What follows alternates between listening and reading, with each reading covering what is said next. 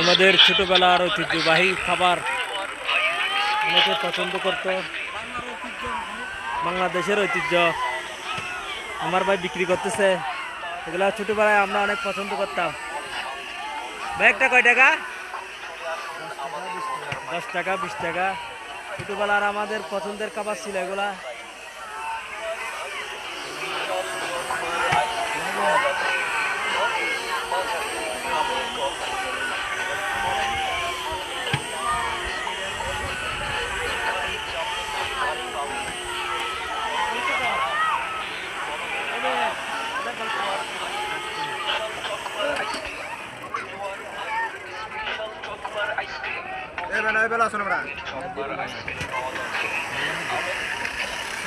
দেখেন ভাইয়েরা কাটছে।